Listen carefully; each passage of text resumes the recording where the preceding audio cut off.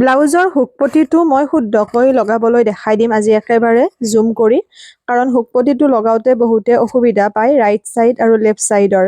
এইয়া প্ৰথমতে আমি এনেকৈ কাপোৰ কাটি লৈছো দীঘলটো যিমানখিনি লাগে সেইমতে লৈ ল'ব আৰু বহলটো আপোনাৰ 2 ইঞ্চ লৈ ল'লে হ'ল এইয়া বহলটো আমি 2 ইঞ্চি লৈ ল'ম এই হুকপটিৰ বাবে কাপোৰখনৰ দুয়োটা সাইডৰ বাবে আমি ৰেডি কৰি লৈছো 2 ইঞ্চি বহলকৈ চাব একেবাৰে মই সহজভাৱে দেখাই দিম প্ৰথমতে আমি ৰাইট সাইডৰ হুকপটিটো লগাম মানে য'ত আমি হুক লগাও হেয়া তাত ৰাইট সাইডৰ হুকপটিটোৰ কাৰণে আমি এয়া আসলতে ষ্টুডেন্টে ব্লাউজটো চিলাই আছিল মই ভাবিলো হুকপটিটো দেখাই দিও দিয়াচোন ওপৰৰ ফালৰ পৰা এইদৰে লগাব দুবাস কৰি লৈছো লক্ষ্য ৰাখিব আৰু একদম মুৰামুৰিকে চিলাইটো নিদিব অলপ দূৰেৰে চিলাইটো দিব দেখিছেনে 2 ইঞ্চ বা 2.5 ইঞ্চ লব একো কথা নাই হুকপটিৰ বাবে কাপোৰখন এয়া এনেকৈ লৈ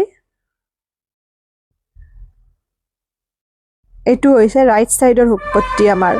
ৰাইট সাইডৰ হুকপটিটো আমি ওপৰৰ পৰা কাপোৰখন লও লৈ পেলাই এনেকৈ তললৈকে দুবাস কৰি দিও এয়া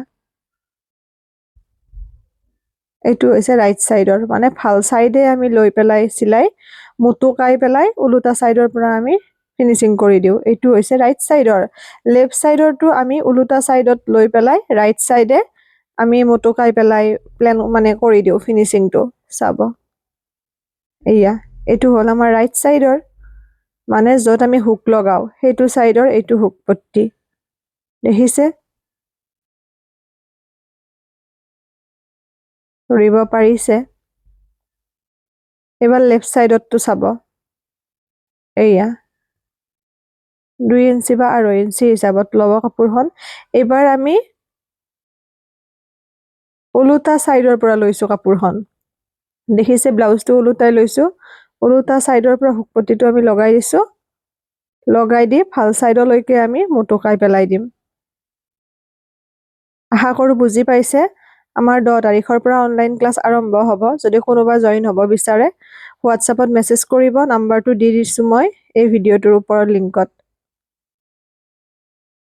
এয়া এনেকৈ এতিয়া ভাল সাইডে আমি ফিটিং কৰি দিম